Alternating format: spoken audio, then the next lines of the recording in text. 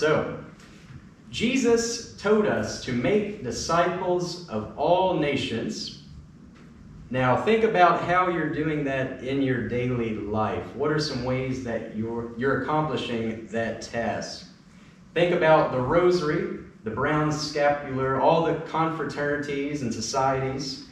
How do these accomplish that task of making disciples of all nations all over the world? I think about the Protestant missionary John Chow. He was a 20-year-old, but he spent like 5 years, 6 years studying this uncontacted tribe all the way in India. I think like a group of filmmakers tried to go visit this tribe, and they ended up fleeing with arrows shot at them. So he was going in here with a lot of bravery. But he was real deep in the missionary movement, at least in the Protestant world. And he learned about this tribe and felt a pity for them, that they had no one to spread or bring the gospel to them. And so he went there. He got an Indian fisher boat team to bring him, and they dropped him off. He swam. He went to medical school, so he had some skills to help them out. He learned their language, which I don't think you can find their language on Google.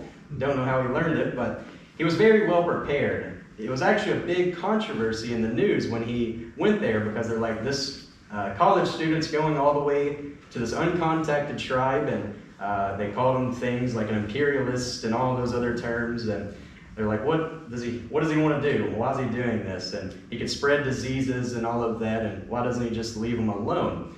But when he was there, he started to preach, just had a Bible, like a waterproof pocket Bible, started reading it, started preaching. And I don't know if they understood him or not, but they were kind of curious. There's this white man, and they're pitch black, real dark-skinned people, and they think he's probably funny looking, so he tries to kind of act like them and stuff and just get a general familiarity with them. But then, after a few trips, he goes back and forth between the boat and the island for a couple of days. And then one time he comes back and he wants to approach them, to actually start like shaking their hands or something like that. And then he has a little boy that's pulling his bow back and shoots an arrow right at him. But luckily, he had that Bible up, and it hit the Bible.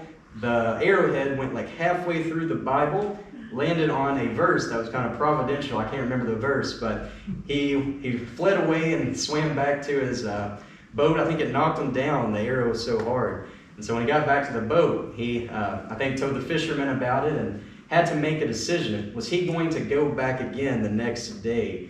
And you can actually read his journals, his diaries. He was writing to his family, telling them about what he was going to do and why he thought it was important. His family didn't really understand. They didn't know he went on this trip. Nobody did, actually, because it was against the law to go to this island.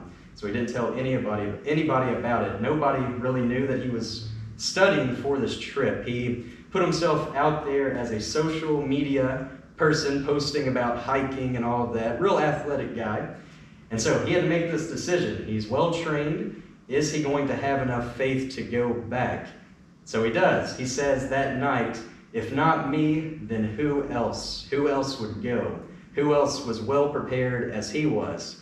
So he went, and then he died. He was shot again by arrows, and the fishermen reported seeing him dragged around. The natives were dragging his body around on the shore.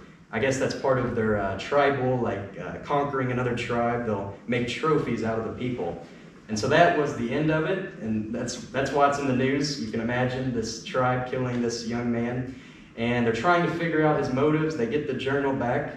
But I think that was just a few years ago, actually, in 2018, around there, and it represents the missionary movement today.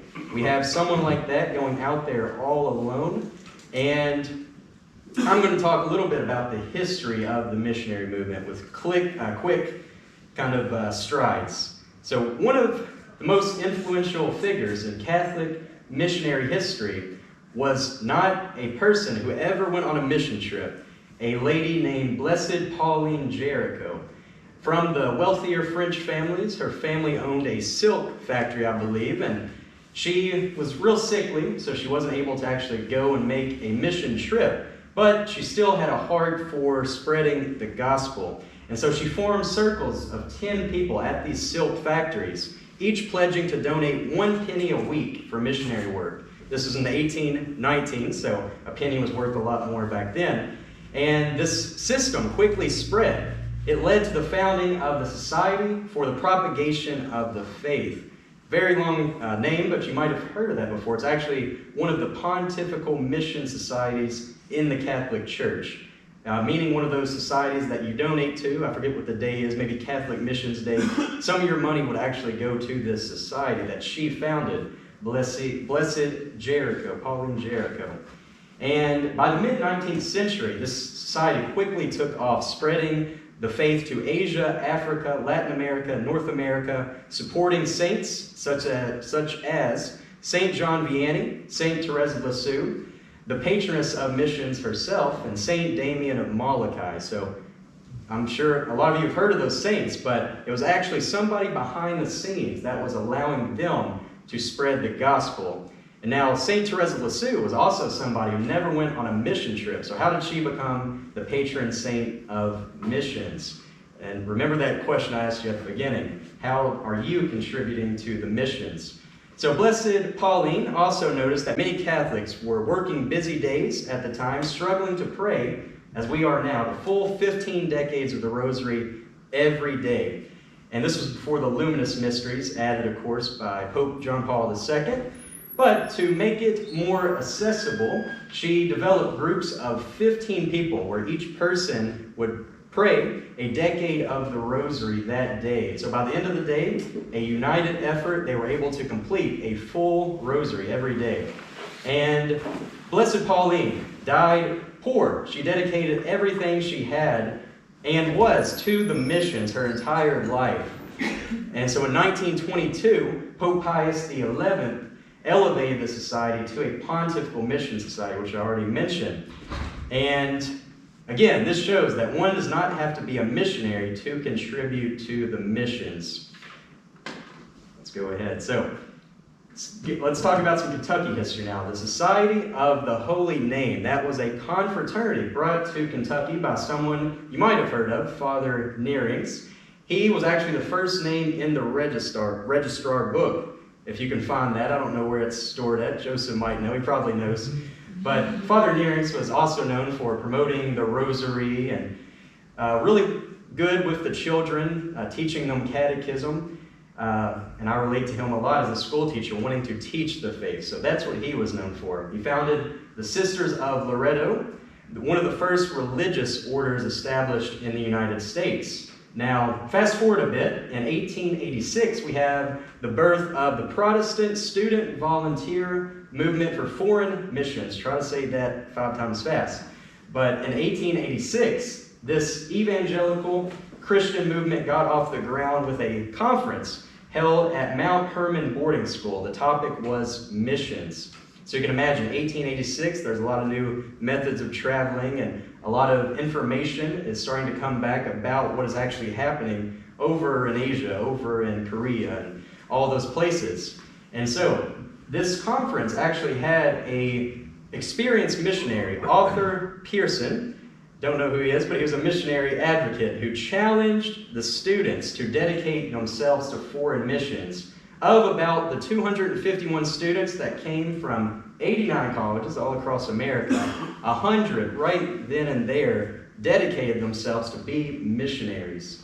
And so that's happening in the Protestant world. Now, the question is, what is going to be the Catholic response? The movement's motto was, and you can imagine kind of the boldness of this generation, before the world wars kind of crushed that idealism, the evangelization of the world in this generation. They wanted to do it then. They didn't want to wait for another generation.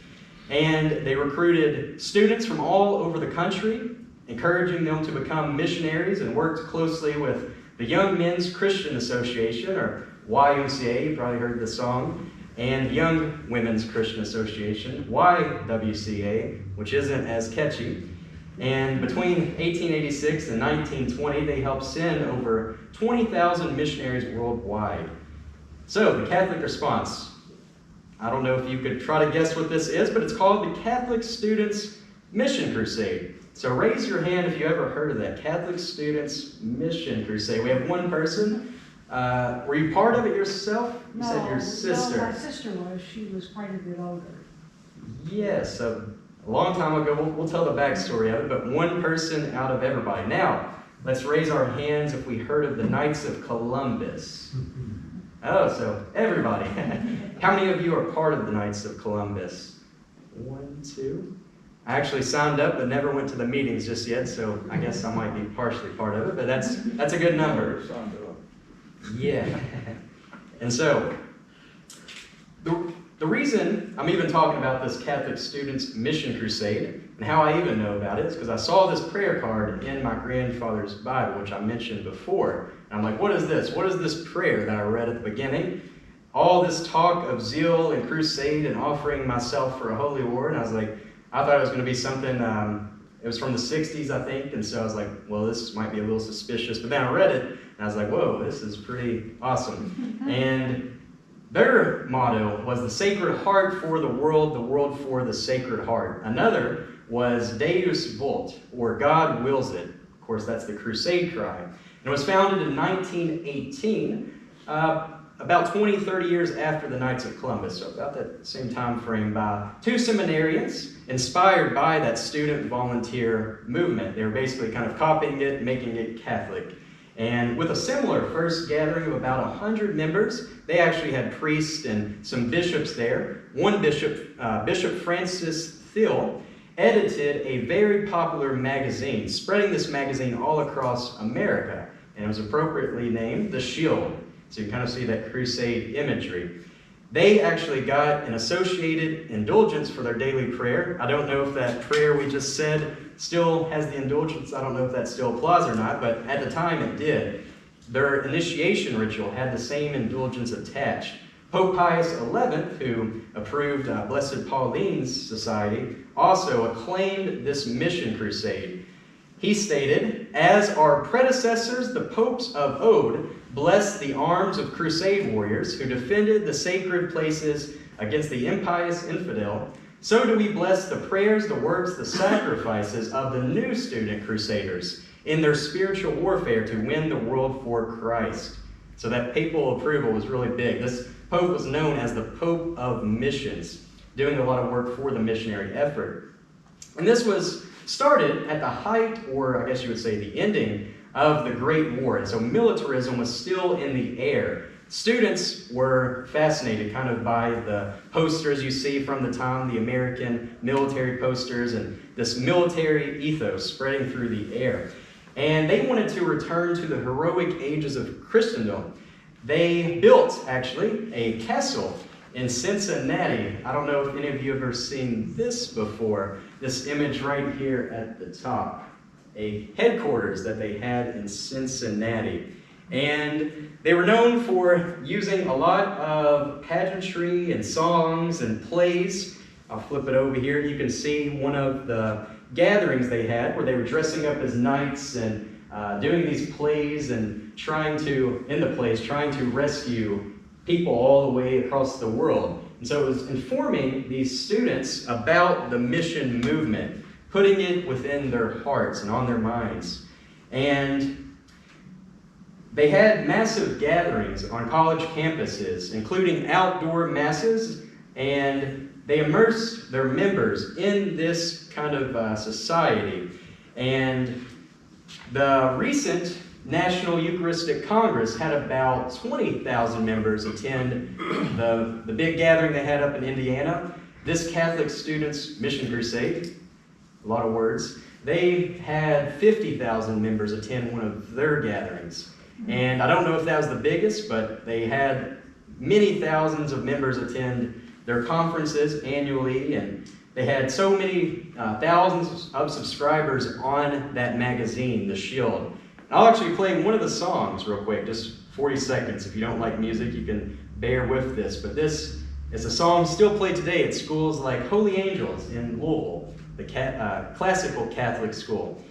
So let's see if you guys know this. Some of you might know it, actually. A little quiet.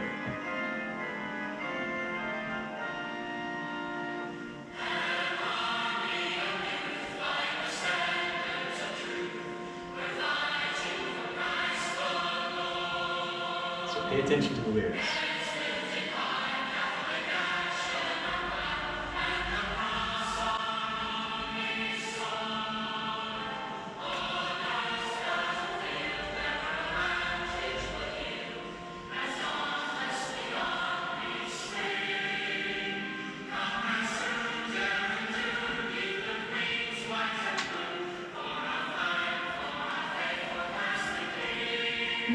We'll stop there. That's called For Christ the King by Father Daniel A. Lord. If you want to look that up, raise your hands if you've heard that before. So one person, how did you hear that? I think I went to some kind of a leadership conference in high school. Oh. And they had different words, but it was that tune. I also think it sounds like a high school fight song. Yeah. Who did you say it was by? Father Daniel A. Lord. And he was pretty famous for writing a bunch of songs for children like that to inspire them. Yeah, so it has kind of those older sounding lyrics and kind of that sentimentalism, and I hope I pronounced that right. But yeah, you can see where their hearts were at the time. And they wanted to evangelize the entire world. But it wasn't just for fun and games. They had tenets of prayer, study, and sacrifice to win the entire world for Christ. But tragically, the Mission Crusade told countless stories of missionaries in the field, became their national voice, and informed young people nationwide how they could support them or become involved in missionary fields, having 1 million members worldwide. I forget if I mentioned this, but the Knights of Columbus had 2 million members, has 2 million members today. So they were about half the size. Now it's interesting that only one person has heard of this organization. They had chapters all across America, some at schools, a lot at colleges, and they helped thousands deepen their Catholic faith. But around the turn of the 1950s, the missionaries in the field began to be shot at from their own trenches. Some in the church became fascinated by the idea of spreading the gospel in a more secular fashion, caught up in the tides of the Cold War and claims of American imperialism. Think of like that Vietnam era, Korean War era. You have a lot of people that want to isolate America, get it out of the world and focus on itself. And missionaries began to face attrition. So these missionaries who were out in the field, they were respected largely by the people they were serving, but back home they were getting like letters written about them. There were debates happening on the college campuses, and yeah, it was not a good time to be a missionary. And so the 60s and 70s was that like peak of decline for missionary movements at large. The student volunteer movement by then was gone. And Cardinal Avery Dulles pushed back. He warned to be very much afraid of any revolution which attempted to achieve the true good of humanity apart from the knowledge and love of God. On the other side of the aisle, a reformed missiologist David Bosch would also remark, it was perhaps only to be expected that the almost complete identification of the church and its calling with the world and its agenda would eventually lead to such embarrassment and frustration with the inability of the church to carry out the world's agenda that many people despaired of the church and regarded it as expendable. Like much of the Western world at the time, the heroic ideal was lost. A great self-consciousness came across the nation, stagnating all courage, all of the missionary movements. And year by year, weaker leadership within the crusade itself led to the replacement of the core foundation. They would no longer say the word crusade. They would call it the CSMC. They would get rid of some of the imagery. And they started to shy away from all those pageants and things, and they replaced the Shield, actually, with 3 magazines that were more age-specific. One student executive was talking about these replacement magazines and said that teenagers needed to be more aware of the universal world around them, more open-minded and tolerant of all opinions. And so you can see where his mindset is, wanting to appeal to more people, trying to reach young people. You hear that in the church now, like trying to reach this kind of idea of what a young person is while not actually knowing what they want. Like my generation, like what does my generation want? And at the time, the names for these replacement magazines were Centric, Cosmic, and Compass. Kind of mundane names. Cosmic, you can think of like the space age fascination, and they just got away from their original foundation of taking Christ to the world. It became a organization that wanted to take the world to the world. And still having 1 million members at the 1970 convention at Notre Dame, which was ghostly compared to years past. It was planned by the leadership to be the stage for a final phasing out. Father Andres, who wrote the pinnacle research piece on this movement called The American Crusade, which is a really good book if you want to read this. I can show it to you after this. And he said that this final vote, final deciding vote, was anything but democratic. The chair at this convention asked, "Will all in favor of the adoption of the resolution signify in the usual way by saying A?" After waiting a few seconds for the A's, the notes he was reading commanded the chairman, in all caps, "Do not ask for nays." They didn't give an option to keep it going. And thus, the Catholic Students Mission Crusade faded from memory. Now that would be a sad place to end my talk, but just to reclaim some of that excitement for evangelization that these students felt, the same tenacity that inspired our missionaries that Joseph talked about just a moment ago. Allow me to read an excerpt from the Catholic Telegram, a really old newspaper.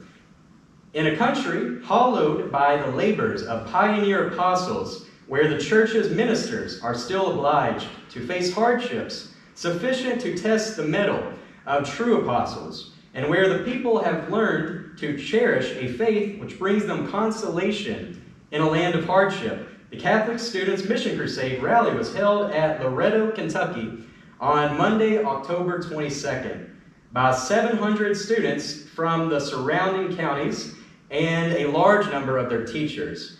And this was in 1922. Elaborate plans had been laid for an outdoor celebration, and they built floats representing the missionary countries.